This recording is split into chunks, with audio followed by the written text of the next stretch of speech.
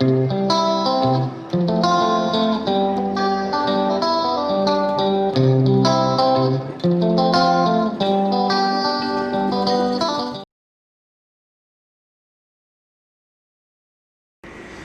दोस्तों, plan my state के इस वीडियो में आपका स्वागत है। इस वीडियो में हम थोड़ा और विस्तार से बात करेंगे नॉमिनेशंस के बारे में। पिछले वीडियो में हमने समझा नॉमिनी क्या होता है, नॉमिनी की रिस्पॉन्सिबिलिटी क्या होती है, नॉमिनी का रोल क्या होता है और किन जगहों पे नॉमिनी बेनिफिशियरी होता है या कहाँ पे नॉमिनी कस्टोडियन हो सकता है। इसके बारे में हम थोड़ा और डिटेल में बात करेंगे इस वीडियो में। दोस्तों, ज़्यादातर अकाउंट में जैसे मैंने बताया लास्ट वीडियो में कि नॉमिनी की पोजीशन कस्टोडियन या ट्रस्टी की होती है। तो जैसे बैंक अकाउंट्स हो गए या म्यूचुअल फंड्स हो गए या बाकी स्मॉल सेविंग्स अकाउंट, पीपीएफ वगैरह, इन सभी जगहों पे नॉमिनी की पोजीशन एक कस्टोडियन या एक ट्रस्टी की होती है।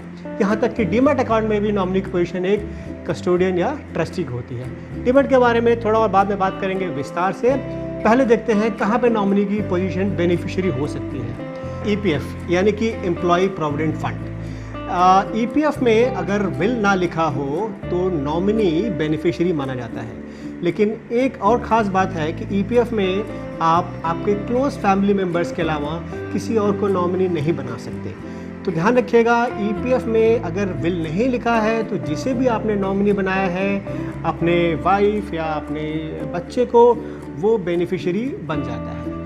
दूसरा एक्सेप्शन है दोस्तों इंश्योरेंस पॉलिसीज़। जी हाँ, इंश्योरेंस पॉलिसीज़ में 2015 में एक इंश्योरेंस एक्ट में चेंज आया जिसमें बेनिफिशियल नॉमिनी का कॉन्सेप्ट इंट्रोड्यूस किया, जिसका मतलब है कि अगर आप अपने क्लोज रिलेटिव्स, फैमिली मेम्बर्स यानी कि वाइफ, बच्चे या पेरेंट्स को अगर नॉमिनी बनाते हैं तो इंश्योरेंस कंपनी उन्हें बेनिफिशियल ओनर मानेगी या बेनिफिशियल नॉमिनी मानेगी और डेथ के केस में पूरा प्रोसीड्स उस नॉमिनी को दिया जाएगा और वो नॉमिनी बेनिफिशियल ओनर मान लिया जाएगा।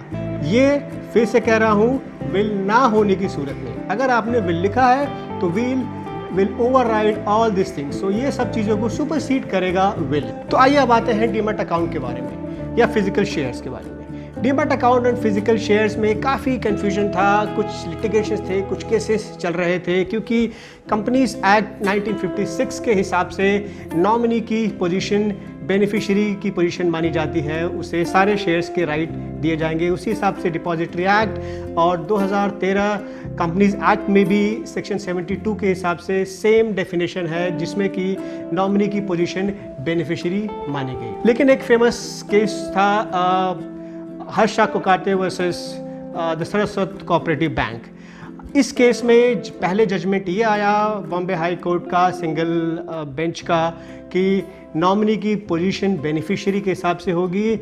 कंपनीज एक्ट के हिसाब से वो डेफिनेशन को लेके उन्होंने जजमेंट पास किया जिसमें कि नॉमिनी को ही बेनिफिशियरी माना जाएगा। फिर इसके बाद दूसरा एक केस आया जिसे हम कहते हैं सलगांव का केस।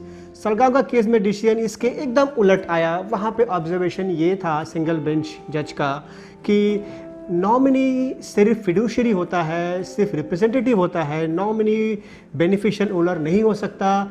सिर्फ दो तरह के सक्सेशन रूल हो सकते हैं, या तो इंटरस्टेट यानी जहाँ पे विल ना लिखा हो या टेस्टामेंट्री यानी जहाँ पे विल लिखा हो। तो इस जजमेंट के बाद नॉमिनी की पोजीशन में और क्लैरिटी आ गई। ये क्लियर हो गया कि डीमैट अकाउंट और फिजिकल शेयर्स में नॉमिनी सिर्फ ट्रस्टी ही रहेगा। तो अगर समराइज़ किया जाए तो इंश्योरेंस पॉलिसीज़ और ईपीएफ में अगर आपने विल नहीं किया है और अगर क्लोज फैमिली मेम्बर्स नॉमिनी रखे गए हैं तो वो बेनिफिशियरी मान लिए जाएंगे। बाकी सब अकाउंट्स में, बाकी हर तरह के इन्वेस्टमेंट्स और अकाउंट्स में नॉमिनी की पोजीशन सिर्फ फिड्यूशियरी या सिर्फ ट्रस्टी या सिर्फ कस्टोडियन की होती है। जैसे मैंने पहले बताया, नॉमिनी एक बेनिफिशियरी हो सकता है, बट अगर बाकी भी बेनिफिशियरी हैं सक्सेशन एक्ट के हिसाब से तो नॉमिनी की रिस्पॉन्सिबिलिटी होगी कि उन एसेट्स को, उन प्रोसीड्स को वो डिस्ट्रीब्यूट करे। ये जो कन्फ्यूजन्स है या ये जो डिस्प्यूट के सिचुएशंस हैं, इन सब को एड्रेस करने का एक सही तरीका है कि हम विल लिखें और विल में हम क्लैरिटी दें कि कौन सा अकाउंट का प्रोसीड्स, कौन सी प्रॉपर्टी, कौन सा एसेट किसको जाएगा।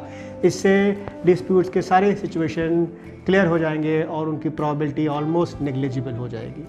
या दोस्तों, जब हम विल भी लिखें तो ये ध्यान रखें कि जहां हमने जिसको नॉमिनी बनाया है, हमें जितना हो सके कोशिश करना चाहिए कि हम उस नॉमिनी को ही अपने विल में बेनिफिशियरी बनाएं, ताकि डिस्ट्रीब्यूशन के वक्त जब ये विल डिस्ट्रीब्यूशन के लिए जाएगा प्रोसीड्स, तो वो उतना आसान होगा, वो चांसेस ऑफ डिस्प्यूट बहुत कम हो जाएंगे। क्योंकि काफ़ी केसेस में नॉमिनी को ऐसा लगता है कि वो बेनिफिशियरी है और वो पैसे रख लेता है और वो फिर वापस बेनिफिशियरी को नहीं देता है। तो ये सब कन्फ्यूजन को दूर करने के लिए हम कोशिश करेंगे जहाँ तक हो सके हम उसी को ही बेनिफिशियरी बनाएं जो कि हमारे अकाउंट्स में नॉमिनी है। तो दोस्तों, इस वीडियो में इतना ही। अगले वीडियो में और किसी टॉपिक पे बात करेंगे। अगर आपको ये वीडियो पसंद आया तो लाइक कीजिए, शेयर कीजिए अपने फ्रेंड्स के साथ और हमारे चैनल को सब्सक्राइब कीजिए दोस्तों।